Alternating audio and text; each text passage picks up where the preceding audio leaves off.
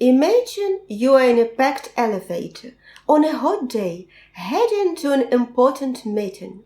Suddenly someone steps on your foot. It's an accident, but in that moment of pain, your morning stress, the heat, and the tight space combine, you snap. You find yourself yelling at the person before you even realize what you are doing. Later you wonder, why did I react like that over a simple accident? This is a classic example of an emotional trigger in action. It wasn't just the pain of being stepped on. It was built up of stress and discomfort that made you react so strongly. We all have these triggers, and today we are going to learn how to manage them so they don't manage us. Let's dive in.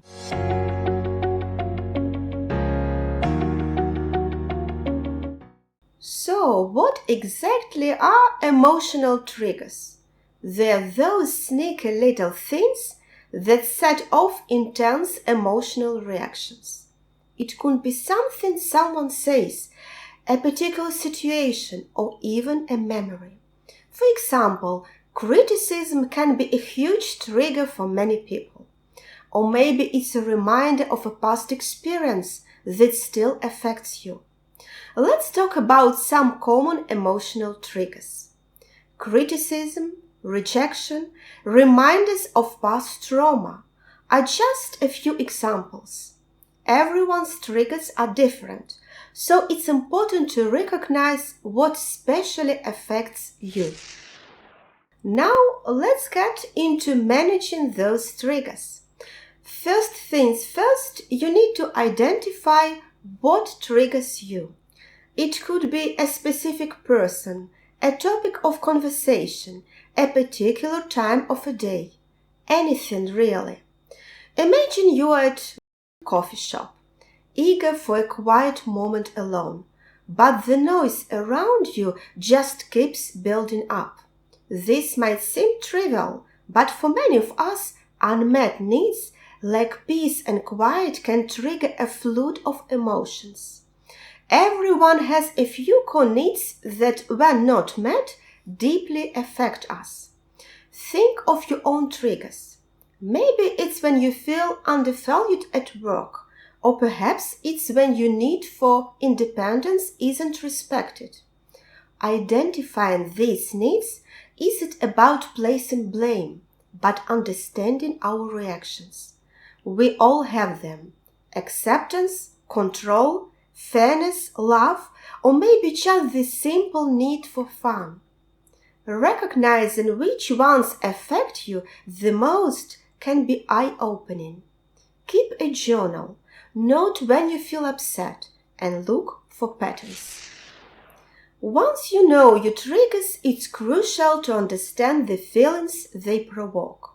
So as soon as you notice that your breathing has become quick or has stopped, that certain muscles in your body are tense, or that there's pressure in your stomach or chest, take a moment to pause. Ask yourself what you're feeling and why this might be happening. Are you feeling angry, anxious, sad? Naming your feelings is the first step in managing them. The faster you recognize that an emotion has been triggered, the sooner you can determine whatever the threat is real or imagined. This self-awareness helps you to take control of how you respond, instead of just reacting on impulse. Next step is to accept responsibility for your reactions. These steps is all about acknowledging that your triggers are your responsibility. It's easy to blame others for how we feel, but true power lies in accepting that our emotional responses are up to us. This doesn't mean the feelings are your fault, but you're responsible for dealing with them. Step 4. Find ways to calm down when you're triggered. This could be deep breathing, taking a walk, listening to soothing music, or practicing mindfulness. Discover what works for you and make it a go-to method for when things get tough. Let me share a quick story. I know someone who used to get extremely anxious when receiving feedback at work. Throughout journaling and reflection, he realized it was trigger linked to past experiences. By practicing deep breathing and reframing his thoughts, he learned to handle feedback without getting overwhelmed. So, when you feel triggered, try deep breathing or grounding techniques to stay calm. Another great strategy is cognitive reframing. Challenge those negative thoughts and look at the situation from a different perspective. And don't forget the importance of setting healthy boundaries.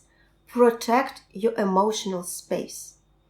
Lately, decide how you'll respond to the trigger in a healthy way.